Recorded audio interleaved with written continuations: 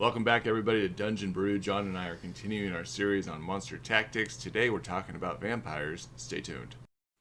Welcome to Dungeon Brew. Welcome back, everybody, to Dungeon Brew. John and I are going to be talking about vampires today for our monster tactic video. Before we get started, make sure you hit that like and subscribe button, hit the little bell, and that way you know when the next video is coming out. John, I am extremely partial to vampires. I love them. I've been putting them in games since the very beginning. I probably put them in every book that I ever write. Where do you want to start in this topic with vampires? It's funny that you say that because by and large, I am not partial to vampires. I don't use them very often.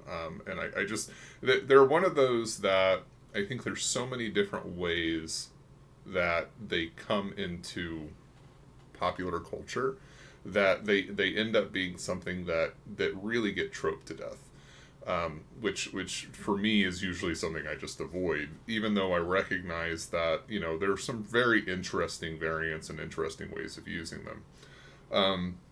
I have used them before though in games. One of the most memorable is when we ran the Cast Down from Haven one. I ended up having you guys fight a vampire demigod basically, which was 𝐥𝐤𝐤𝐞, which actually, I don't think you guys realized this at the time, was actually, I think, the daughter of Tasha. So, and that was a particularly brutal fight for everybody involved in it. I think several of you guys ended up going down a couple of times, and you guys barely made it out of that one. So I do look back at that fight in particular with a great deal of fondness. But that was also a much higher level fight than many of the fights that I think most people are probably going to be running, even when it comes to running a vampire. Yeah, I think there were some tactical plays in that fight that did not benefit us. And I think this is something to notate, just because fighting a vampire does, I think, take some tactical prowess from the party members and knowing how to work together in a team when you're facing it, because fighting a vampire should be a very deadly encounter. Yes. I think of fighting vampires as being boss battles most of the time, although we have things like vampire spawn that are at a lower CR level, or even the vampiric mist that's at a lower CR level than your typical vampire. When you're actually up against a vampire, you're looking at a creature that's legendary in many ways. Yeah. And I think that's, when I think of like tabletop role-playing game lore, that's what they're trying to capture with that vampire. The vampire word itself doesn't even come around to like the 17th century in like our actual history, but the stories of vampires go much further back. You see them in Romania. I think it's called the 𝐮𝐤𝐤. You have them pulled back to Babylonia and Assyria, where it's called the 𝐤𝐤𝐤𝐞. It comes back to this long period of time where they've always talked about these blood-sucking demons that are ancient in nature and have some sort of power. And I think a lot of that's pulled into like the D&D lore that you see on how you're supposed to be representing this in the course of gameplay. Well, since you are the established expert on this and I am not, That's not true. Where do you want to start when it comes to tactics for a vampire? You and I kind of talked about this a little bit beforehand, and this is probably my biggest like pet peeve about vampires, is that when you look at their stat block, they're actually more charismatic than they are intelligent. And I think that oftentimes... But they are still very intelligent. Oh, yeah, they are still very intelligent. But they're intelligent in a way of knowing that, tactically, like, they're not looking for a street brawl with the players most of the time. And I think we always set them up as being the creepy guy in the creepy house on the top of the hill along this long, like, narrowed path. It's like talking to wolves and sleeping in a coffin, and the whole town knows that, this is the vampire that's there. And I don't think that that's true. With a creepy vampire name like Strahd. Yeah, exactly. Yeah. And I think that you want to have your vampires play on that charisma stat block. Like they should be very charming and very social, and they're not just like walking into the tavern and eating Johnny. They're going in and sneaking into places at night or feeding on the drunk in the middle of the night and not being caught, and being very covert in their vampiric ways, while also having some sort of established social place within the community in which they live. They are the anti-Batman. I can't remember the name of the movie, and I'm going to regret talking about this, but I do recall that there was a vampire movie we used to watch as children. It was like Vampire Love or something. It was really cheesy. It was a romance movie. I'm sure you'll remember it here in a few minutes, but I know the movie you're talking about. I do recall there was this particular scene where at one point at Love's First Bite. Love's First Bite. There we go. You guys need to watch it. If you do nothing else with your lives, you need to watch this movie just because. Anyway, there's one scene where he goes in and he does drink the blood of a drunk, and then he comes back and Renfield is it's like you need to watch what you're eating. Because he ended up being drunk because he sucked the blood of somebody who was drunk, which I just always, as a child, I found endlessly hilarious. But that's really one of the first, which is unfortunate, but that's one of my first introductions to vampires in movies. And of course, there's things like Buffy and other stuff, but like I said, it's been troped to death. Anyway, so sorry to distract, but no, I agree. I think that there's definitely that idea, and this is kind of strategy, right? This is the larger scope of what you're doing with a vampire in the game. The vampires, they don't you have maybe the pride aspect where it's like, yeah, they want to be in charge, they want to be feared, they want to be known, which I think is kind of the trope where it's like they live in the castle on the hill, everybody knows who they are, all of the villagers are scared because they know the monster lives up there, blah blah blah blah blah. But what you're talking about is kind of going the other direction, where it's like, no, maybe the vampire comes across as being the town drunk. Like, they're social, everybody's like, yeah, Billy, he's amazing, he's so much fun, he's always coming out and drinking, but, you know, he's always really respectful, and he can handle his liquor really well, and it's like, of course he can, because he's undead, so it's all a show, and he just goes to the local taverns, and he hangs out with everybody and drinks all night, and he's the life of the party, and nobody thinks about it, and then somebody shows up, you know, dead the next day, but it couldn't have been Billy, because Billy's the lovable town drunk. Never would have thought it was him, and that's the kind of thing that really kind of becomes fun from a player perspective, because it's not the person they think it is. They think it's the mayor who lives in the creepy house on the hill, and he's a recluse and nobody ever sees him, and blah blah blah. Or they think it's this other person. You create all these red herrings, in reality it's been Billy the drunk the entire time and nobody thought about it. So I think that from a strategic perspective, that definitely makes the vampire, it gives the vampire better legs for the story purposes, and it does allow for a little bit more enjoyment in that regard. So on a strategic level, that's where we're at. But when we're talking about like the nuts and bolts of it, the tactics level, what do we do in a vampire fight to make that fight interesting?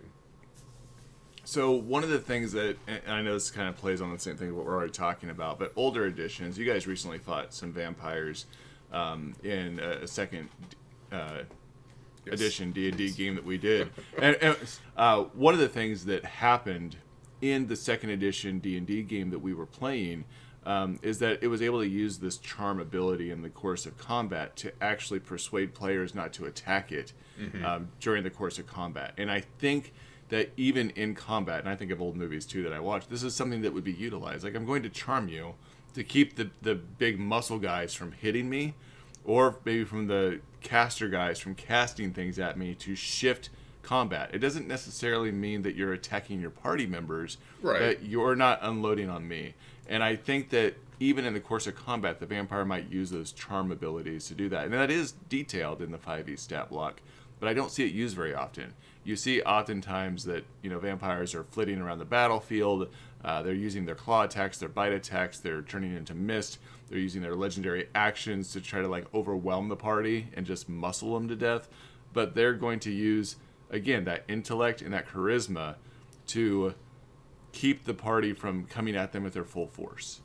Yeah, and I think that this is also, like, this is almost something outside of combat that I think the vampire would be more likely to use. Definitely, it's a thing that can be done in combat to say, oh no, you know, I'm getting overwhelmed, I'm going to charge the big muscle guy who's up on me, and hope that I can do this. But the thing is that most of the time, and I don't recall specifically for their ability, but most of the time charm is an advantage thing done in combat.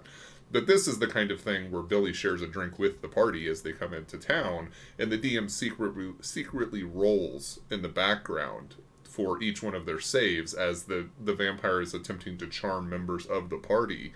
And then this is I think where the second edition version of this comes in to be a lot of fun, because it's a lengthier process. Like, it's something that lasts for like a week for charm.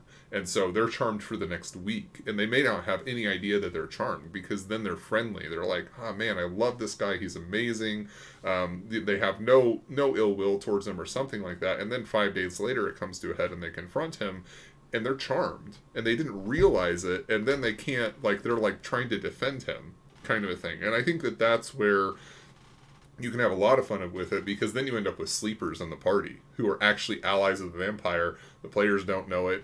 The other members of the party don't know it. And all of a sudden it's like, oh, we're in a fight, and go, oh, by the way, you, and you are all charmed. Yeah. I was going to say, even to that fact, you may not even need to tell them. Like, Right. It might be a state of where you roll it in the background and you say, oh man, John, Billy reminds you of your grandfather. You really feel some affinity for him. Like, he reminds you of those old times you used to sit around and just listen to him tell you stories, and you just kind of play this up, and then they get into battle with this guy, and you go run up and raise your axe. You'd be like, you run up, you raise that axe, you feel all your strength doing it, and just for some reason you can't bring it down. Like, Yeah. I don't even have to tell you that you're charmed and have that metagame piece. I just play out the action of what's happening with you, and you're like, but why can't I bring down my axe? It's like, you don't know. You want to. You rolled the 18. It feels like it should be coming down hard, but you're just holding there, and you're frozen in place and just cannot hit him with it. Yeah.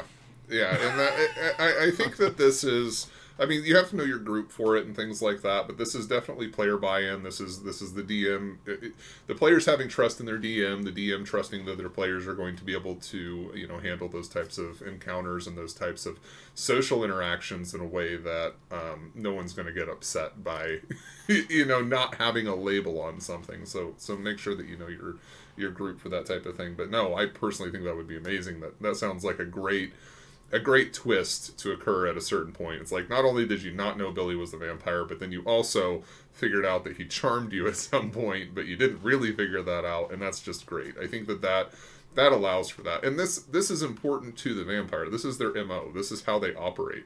They charm people. They're likable. They're somebody who everybody is, there's a few people who probably are like, yeah, I don't like that guy, but they made their saves. Everybody else is generally just kind of like has a positive opinion of this person. And that's what makes it so difficult to believe that they're the actual person that's causing harm to the town or the village or whatever. Yeah, so I would agree. I in regards to tactics, though, and taking another step forward, I would like to point out that vampires, especially vampire lords, are not going to, if they do get pushed into a corner and they're not fighting alone. Right. I would remember that vampires typically are going to have some sort of coven or some sort of group of vampires, whether it's spawn that's with them. I also like older, stories of them being having the creatures of the night with them, so wolves and bats and those types of things. Yeah, which is built into their stat block. And not to shift gears too much, I do think that that's important, because vampires, again, we've talked about this several times throughout the Tactics series, where these older, intelligent, long-lived creatures, they just don't fight to the death all the time. And what you're talking about, the bats and the rats and the wolves and that type of thing, this is a support tactic, but it's also an escape tactic. It's like, okay, I'm not in the place I want to be right now for this fight. They figured out who I am. They're descending on me. I don't have my allies close. I'm going to call in a bunch of wolves that are going to distract everybody, start attacking the clerics in the background and the casters and all this other stuff, and then I'm going to bamf out. Like, this is my escape strategy, to use those things. Use the allies I can call on in order to pick a location or pick a situation that is better for me tactically, not to just brawl in the street like you were talking about because I brought in 2d4 rats. Yeah. You know what I mean? Like, that's not the goal there when it comes to their tactics. Now, I will say that vampires can have ambush tactics. I'm thinking of Van Helsing specifically, as we're talking about movies a little bit. But he himself did not engage in that ambush. He sent his spawn to go do that. And so if the vampire were to feel that his wooing of the party didn't work and they're closing in on him and figuring out who he is, he might send his spawn on the streets to ambush the party. Yeah. But he himself is probably not going to engage in that fight. And he might relocate altogether. There's, it's always, another one of the tropes is like, oh, the vampire in this small village. It's like, why is the vampire not in a massive city? try to find the vampire in New York. You know what I mean? Or ancient Rome, where there are millions of people, because that is the ideal feeding ground. You don't go to the little village, and I think this is just kind of like the Dracula nonsense, where it's like, oh yes, the vampire on the hill in his castle, and the villagers are all scared to know who it is. It makes much more sense strategically to vampire that's just living his normal life inside the city, goes out at night because he's a drunk, and he likes to hang out at bars and taverns and all these other things, and then it's like he goes and sleeps it off all day, and everybody's just like, it's the town drunk, and he consumes whoever he wants to consume, and nobody has any idea who it is. Yeah. Now I do feel as though we are specifically talking about a particular type of vampire, a particular type of world. I think there is, of course, the chance that you decide to play on an older concept of like the bloated vampires that crawl out of their graves, that are shrouded in something and walking around, and they're not pretty. But you're going to have to probably do some reverse engineering modification of the stat block to meet that, because they're not going to have that same level of charisma. Yeah, and I would definitely change the feral like make it more feral, lower charisma, remove some of the charm abilities, things like that. And I would aim more for the almost like a lycanthrope style of things, increased strength, dexterity, constitution, harder to hit, more hit points, all of those things. Like, just beef it up on that regard. And I think that would be again a big twist for players who are expecting the charismatic form of the vampire. They're like, oh, there's a vampire around here. They're looking for the guy on the hill in the house. No, it's this feral thing that's coming around and just ransacking, homes at night and consuming as much blood as it can get from entire families. Like, not at all what they're looking for in terms of that. And again, I think that's a good fun switch. Yeah, I agree. I was going to say, while we're talking about switches too, I know the vampire has that regeneration piece that is on their stat block, which I do like. I think that it fits, but I like to make it story specific. So if the vampire hasn't eaten for a week, they're probably not regenning. Or I like to use the regen as a counter piece. Like if they're biting you during combat, then they regen. But if they're not landing that bite, then they may not regen because they need the blood in order to regenerate.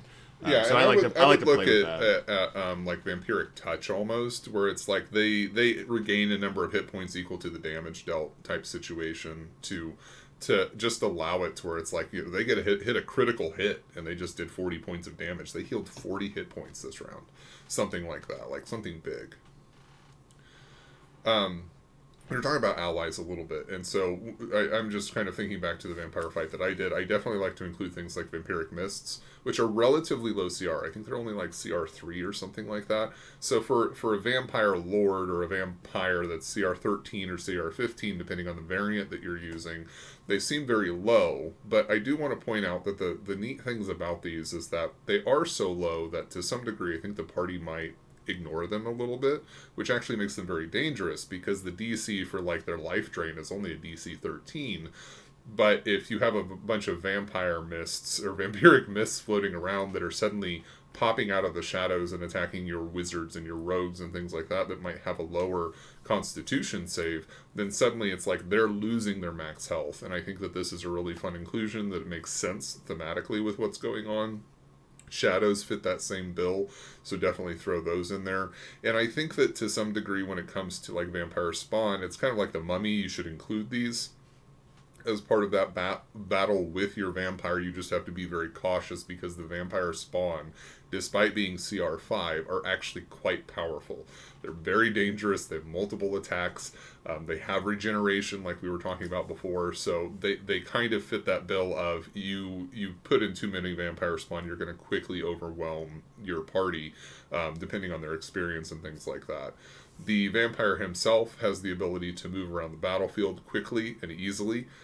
So he's not going to be standing in toe-to-toe combat. He's going to try and target singled out targets throughout the battlefield. So he's being chased around by 3 fighters, and you have, the wizard and the warlock hanging out in the back casting spells. He's going to over by them and suddenly attack them when he drew the big meat bags across the battlefield to go fight him. And then he sends a swarm of rats, and he sends a vampire spawn and some vampiric mist to delay them while he tries and cleans house with the casters at the other end of the battlefield. Again, very intelligent, strategic, pays attention, he knows the battlefield, he knows his resources, and he's going to use those things to his benefit.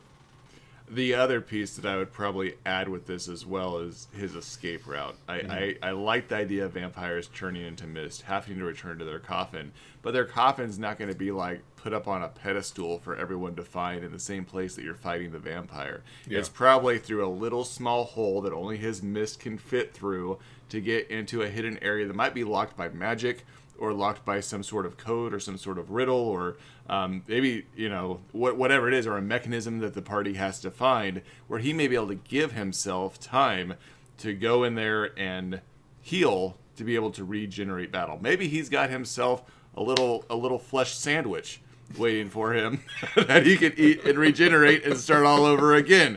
So thinking of ways to also make the fight challenging in that way, and knowing that he's going to look for a moment to escape and not fight to the death. Right. If he's losing, he's going to pick up and leave. Yeah. And again, that's again something we've talked about several times, where these ancient, intelligent creatures just don't fight to the death all the time.